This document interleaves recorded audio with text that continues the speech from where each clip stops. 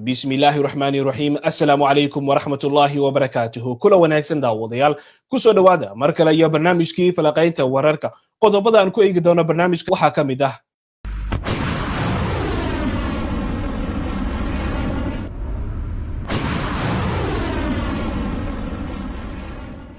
muxuu yahay gantaalka ay ka argagaxsan yihiin Israa'iil iyo Mareykanka ee la filayo in Iiraan u adeegsato weerarada ay isdhaafsanayaan Israa'iil iyadoo colaaddu ay ka sii darayso lagana cabsi qabo in Mareykanku uu ku soo biiro haddaba xog cajiib ah oo ku aadan gantaalka Khaybar ayaan barnaamijkan ku faahfaahin doonaa soo dhawaada mar kale daawadayaal maxamed maxamuud cadde oo la socda macluumaadka gantaalkan Khaybar ee Iiraan ku xisaabtamayso ayaa khadka ku jira maxamed inoo bilow macluumaadkan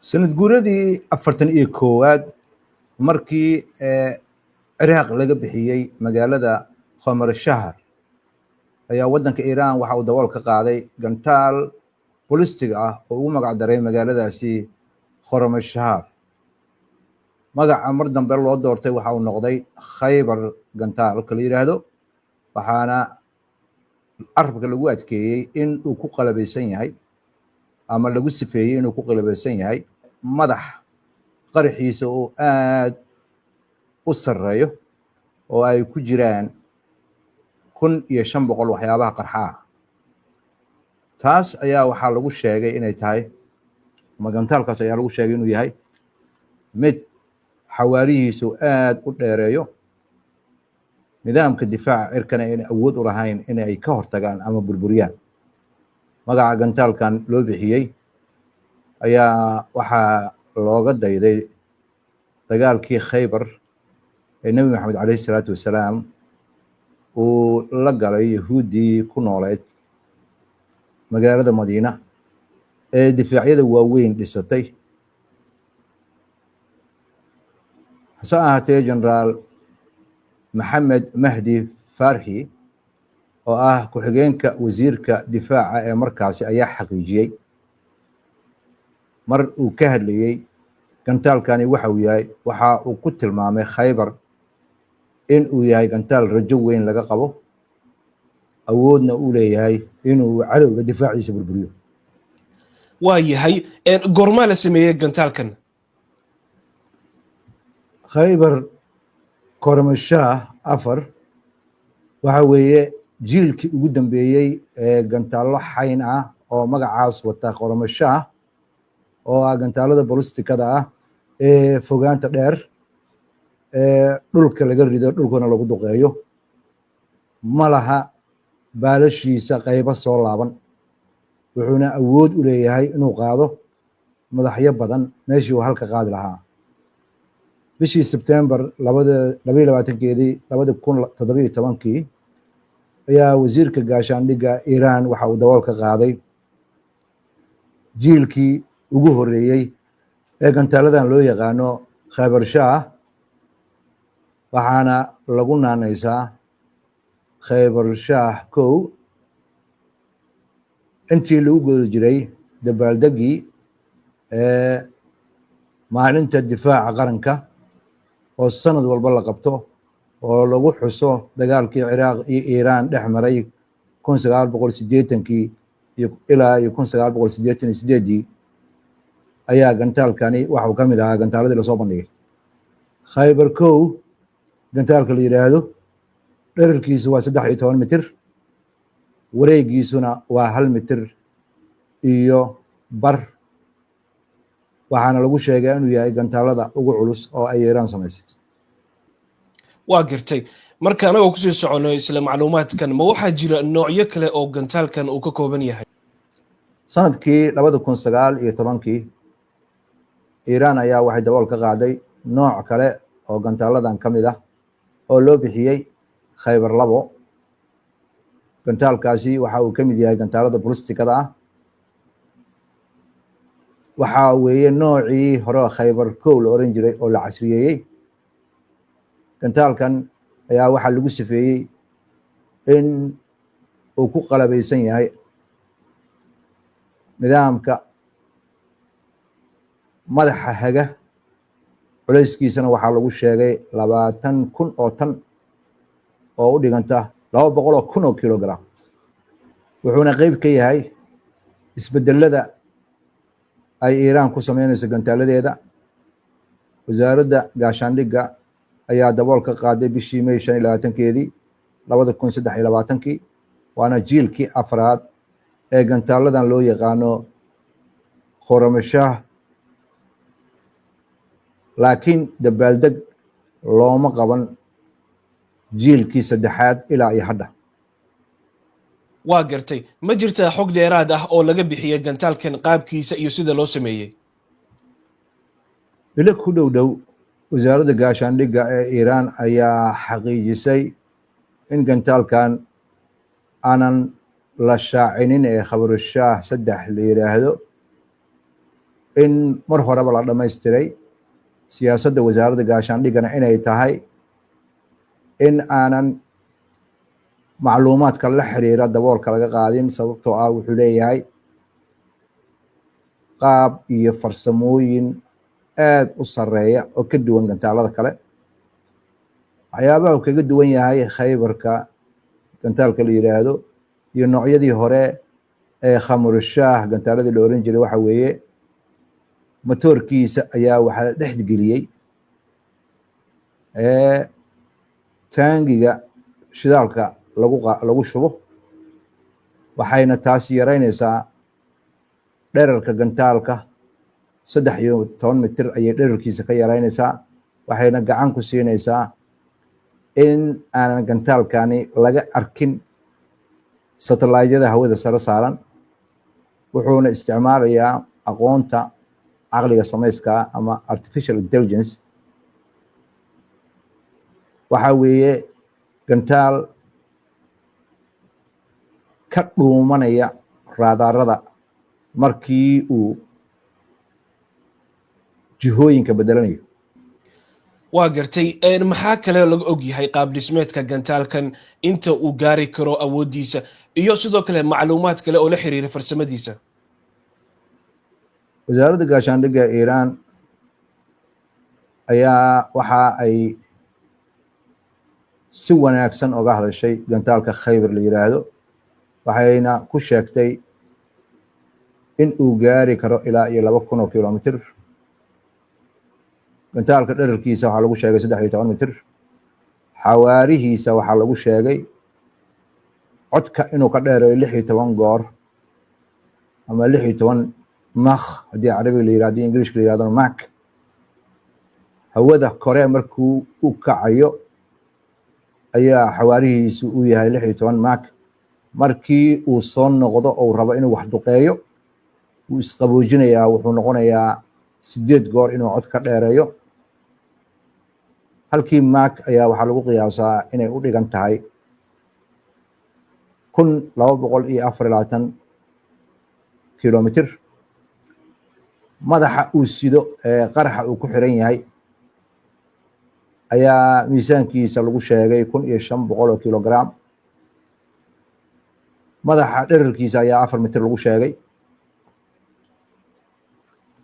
garbihiisu waa garba xiran weeye, ma laha meelo kasoo laabmaysa oo loogu talagalay in isu dheelitirnaantiisa ay hubnaato.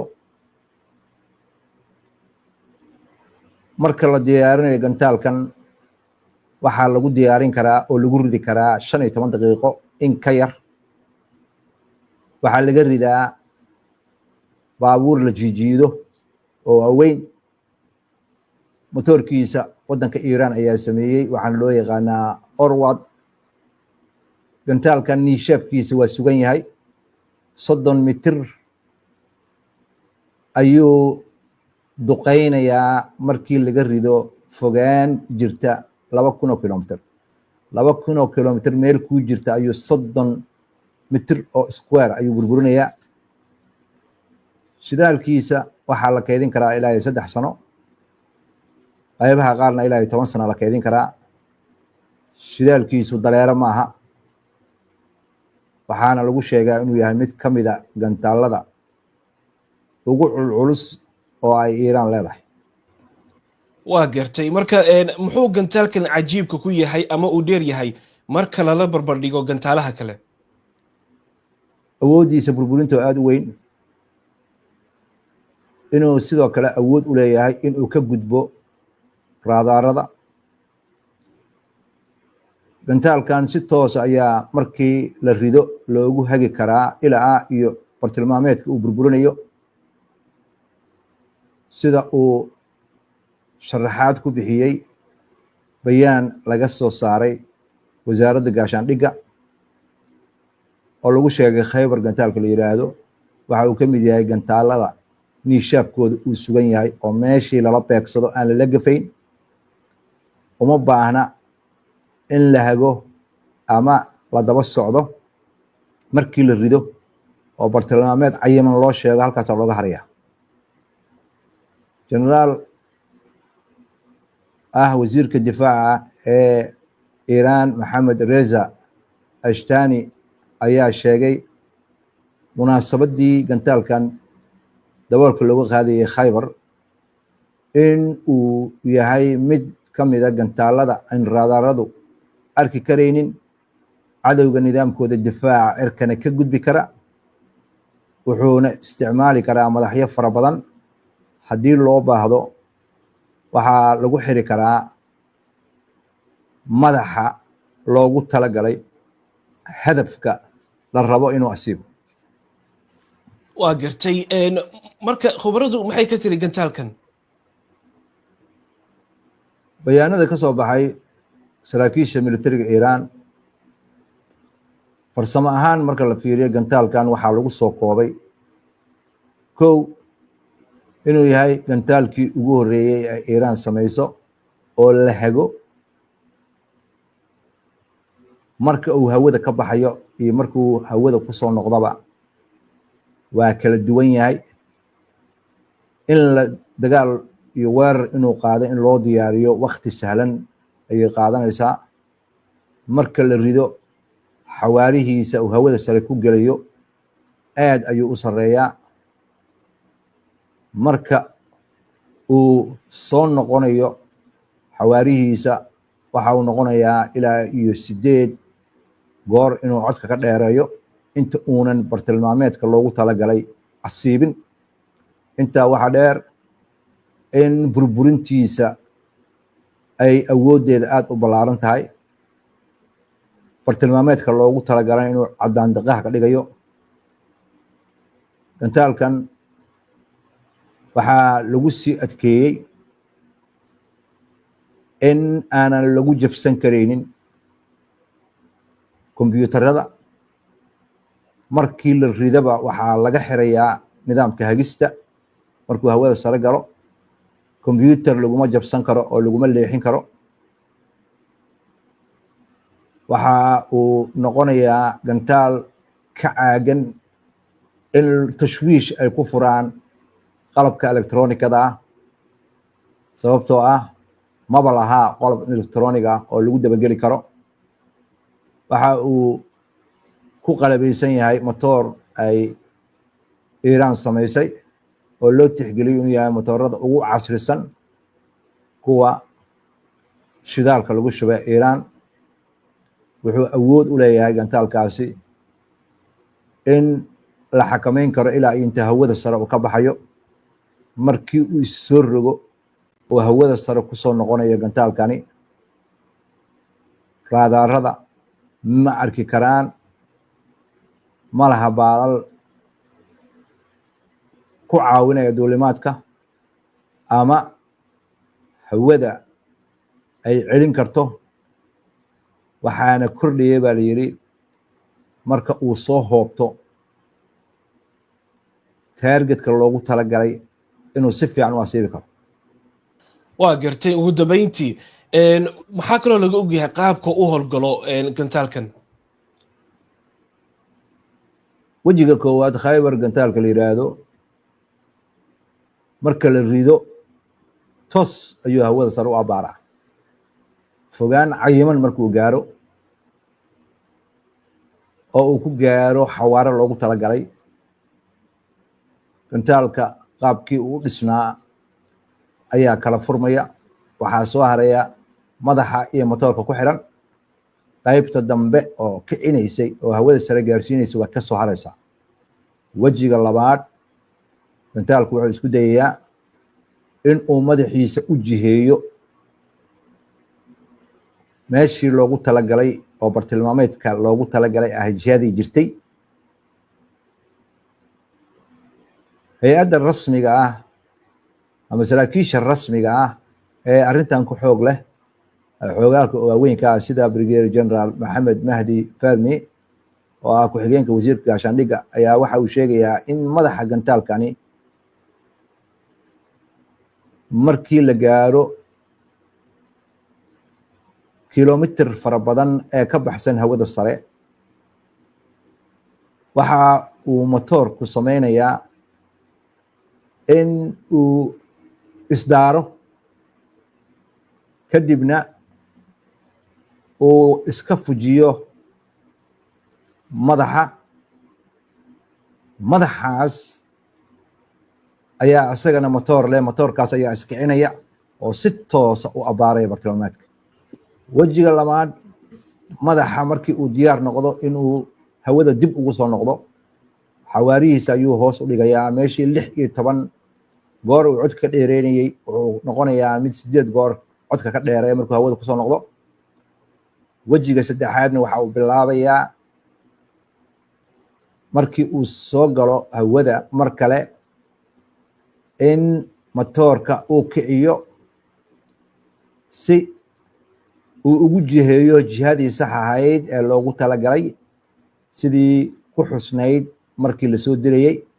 si toosa ayuu bartilmaameedkii loogu talagalay.